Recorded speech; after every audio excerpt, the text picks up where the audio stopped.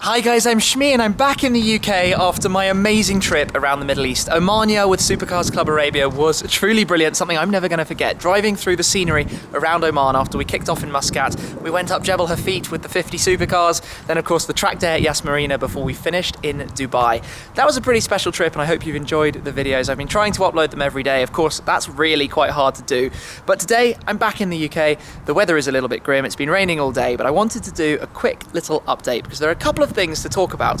The first is those white boxes sitting on the back of the LT behind me. Those are paint samples from MSO, McLaren Special Operations, with some colour choices that I'm looking at for my 675LT Spider that is going to be built and ready for me this summer. So I'm quite excited about that and I'm going to show you through the samples. They're not necessarily a complete list, but they're what we're looking at so far. Now, while I'm thinking about it, of course, I've driven the car today, even though the weather is atrocious.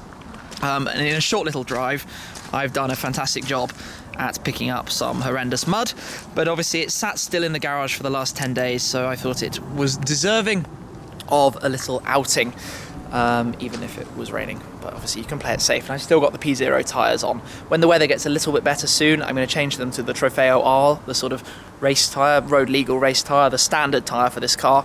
But when the weather's like this, it makes sense to keep the sort of all-season tyres on the car. So I'm going to show you the paint samples in a moment. Then I'm also going to talk about my dad's Aston Martin V12 Vantage, because I see a lot of comments about this. Does he still have it? Sort of what are the costs involved and things. So we're going to go over and have a look at that. And then from there, I'm going to head back into London, where I've got something cool I want to show you at home. And before there's a possible chance I'll be doing a rather cool little shoot later on. So keep your eyes sort of peeled to see if that comes off, fingers crossed. So for now, let's take a look at these paint samples. Okay, so I've got 4 boxes here. Now, when you're talking to MSO and working on colours, they can create what we sort of nickname a frog. So let me show you the first frog I've got here, which is my one from before. This is from last year.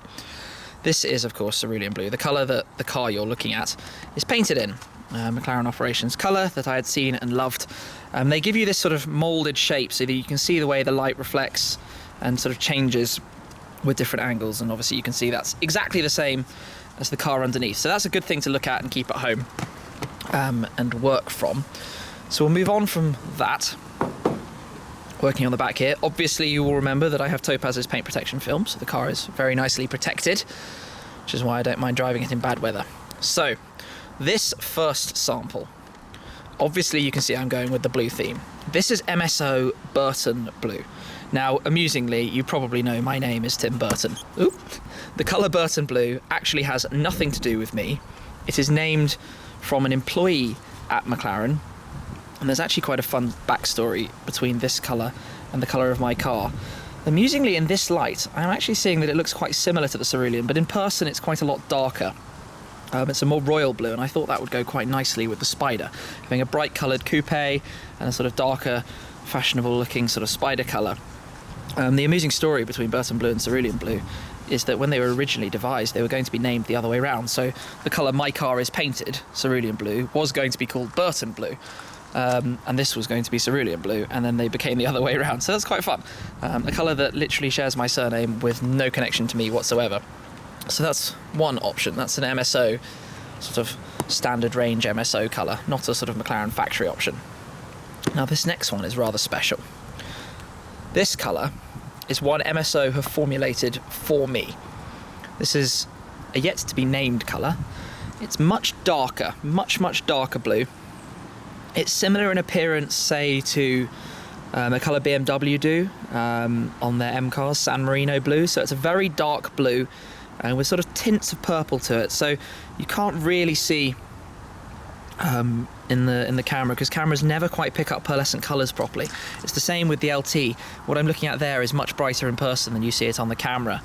But this is my initial thought for the car, a really nice dark blue with some sort of purple tints to it. So that's one option, an MSO defined colour. I was thinking of a name. I might call it MSO Nocturnal Blue was my idea, nocturnal being Latin. Cerulean is Latin for heaven, Nocturnal Latin for night. I thought the two cars would look brilliant because obviously I am planning to run them both simultaneously, both the coupe and the Spider. Now the last one, this is perhaps a surprise. Lantana Purple. Now, in some lights, this doesn't quite show properly. It's a really, really hard colour to catch on camera, because in person it's actually a lot more purple than you see it on the camera, and it's a pretty dull day today, but out in the bright sunshine it's a lot more purple. If you've seen pictures or videos of my old R8 Spider, it's a very similar sort of colour and effect to that.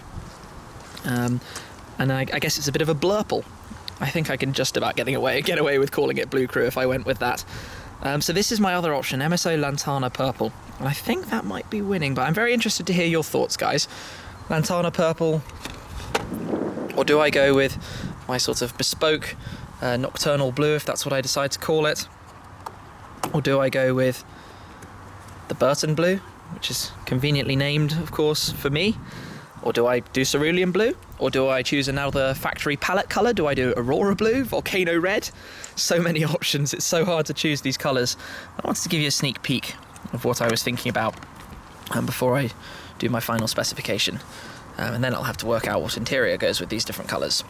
So it's a difficult choice, but it's a fun process working with MSO, a really fun process, getting to look at the samples and defining how you want your car to look. So I've probably just talked for absolutely ages about the different samples for my car, but hey, it's a pretty important part, speccing my 675LT Spider. But let's whiz over, take a look at the Aston. Onto the V12 Vantage. So of course, like I said, I've been receiving a lot of questions recently, people wondering if my dad still has this car. Obviously I haven't featured it in a video for quite a long time, but he does still have it and is using it an awful lot. The car was bought nearly new, so it had very few miles on it when it was bought, and it's now up to about 18,000. So he's had it for 2 years, done a good 7,000 or so miles a year. It's in very, very nice shape, looking absolutely stunning. Of course, you probably remember V12 Vantage. You have the gorgeous Aston Martin V12 with the manual gearbox. Seems to be becoming a thing with me with the Cayman GT4 as well, of course.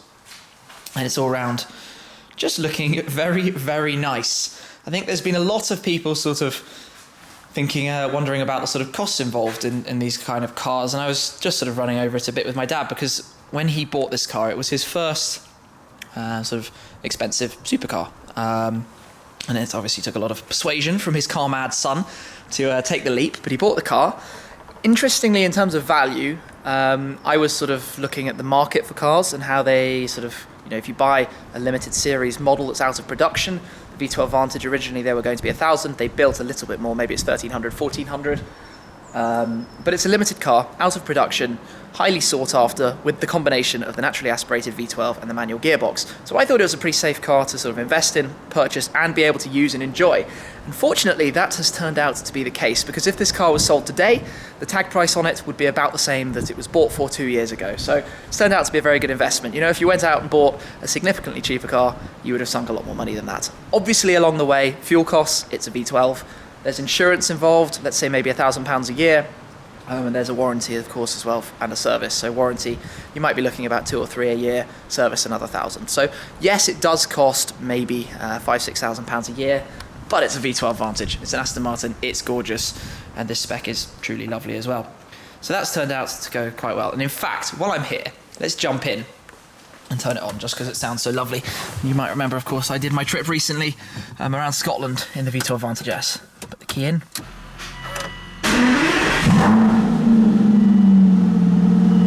Yeah, so there aren't really very many sounds out there that beat that. It's a very nice place to be. I might take it for a little drive, maybe not on camera. Yeah, it's a good car. I haven't driven it very many times. I lend my cars to my dad every now and then when I'm away on these trips, so he's often got a nice car next to it, driving as well. But he's doing some good miles, very much enjoying it. And it sounds so good. So yeah, I want to do a quick update about that. If you have any questions about it, by all means ask me. I'll try and answer them. And maybe when I get back from my trip to the US, maybe I will do a sort of full update video with the V12 Vantage and show you it in a little bit more detail. For now though, I think I'm going to head back into London. Oh, actually, one more thing, because it was amusing in the pictures I posted. Aston Martin parking only, lesser cars will be clamped. If you follow my Instagram, you might have seen that I posted a picture of my McLaren parked here and a picture of my Ferrari parked here, and at some point the Porsche was parked here, which is quite funny given that sign.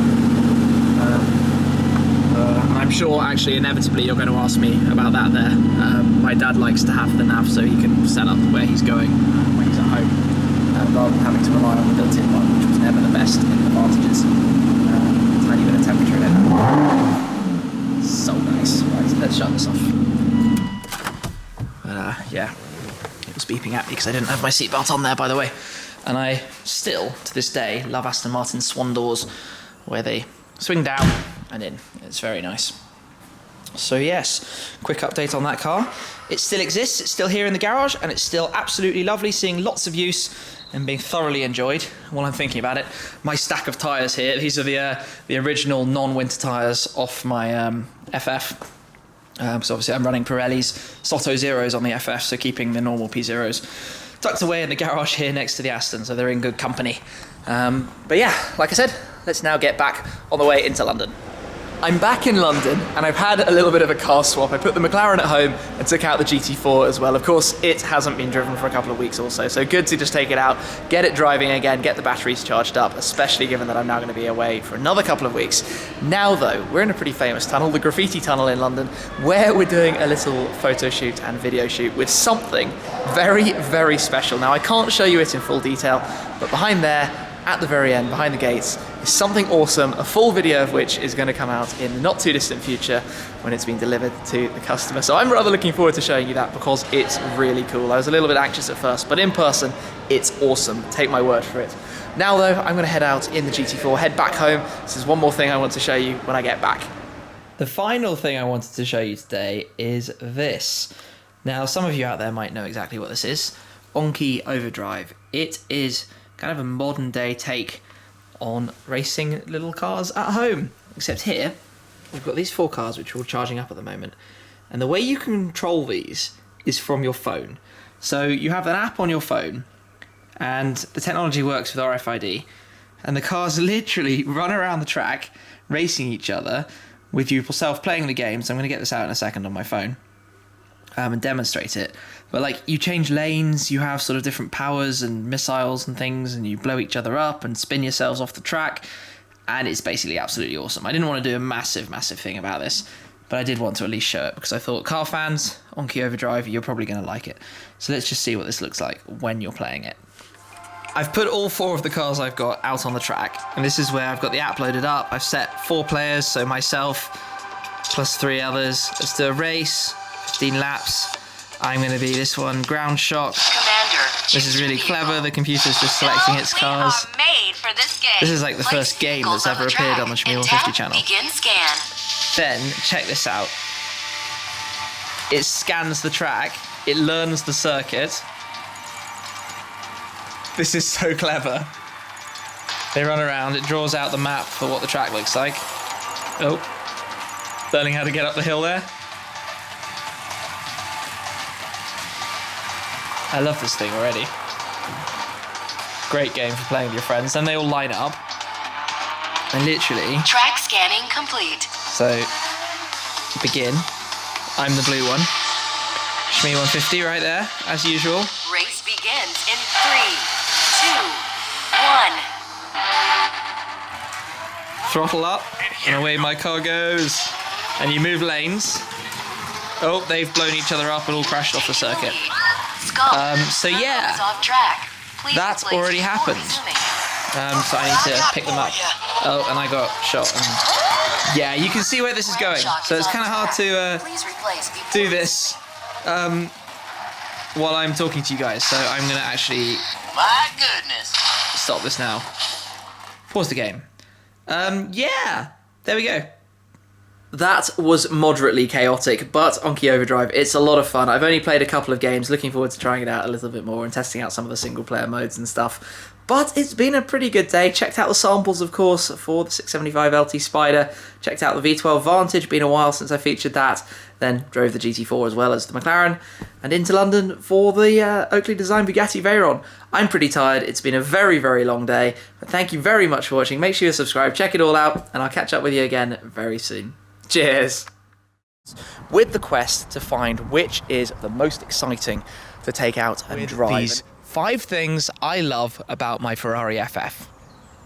First, driving the Koenigsegg Agera R, and not only am I driving an Agera R,